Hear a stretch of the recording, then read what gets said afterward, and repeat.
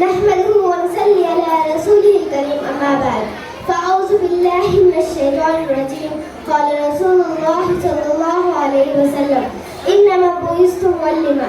محترم سامعین، آج کی اس مبارک محفل میں میری تقریر کا عنوان ہے استاذ کا احترام.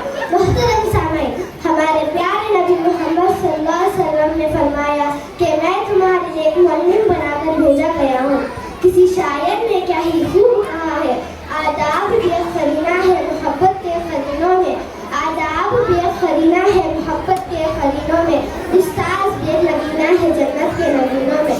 عزیز سامعین، استاذ وہ قابل احترام شخص ہے جو لوگوں پر درس و تدریس کے ذریعے علم کی روشنی سے منور کرتے ہیں.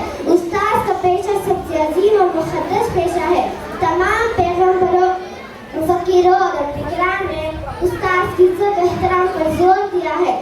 محترم سامعین، استاذ کی عزت کیا کرو، کیونکہ بچے کی جسمانی تربیت تو اس کے والدین کرتے ہیں، لیکن اس کی روحانی تربیت استاذ کرتے ہیں. اسی لیے استاذ کو روحانی ماں باپ بھی کہا جاتا ہے. استاذ وہ شخص ہے جو پتھر کو ہیرا بناتے ہیں.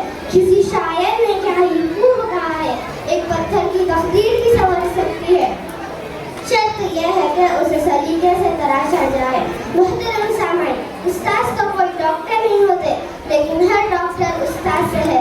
استاذ تو کوئی انجینئر نہیں ہوتے، لیکن ہر انجینئر استاذ سے ہے. استاذ تو کوئی بادشاہ نہیں ہوتے، لیکن بادشاہ بناتے ہیں. محترم سامعین، دنیا میں انسان کے بہت سارے رشتے ہیں، لیکن ان میں سب سے بہترین رشتہ استاذ کا ہے. استاذ کا رشتہ ماں باپ کے رشتے کے برابر ہے.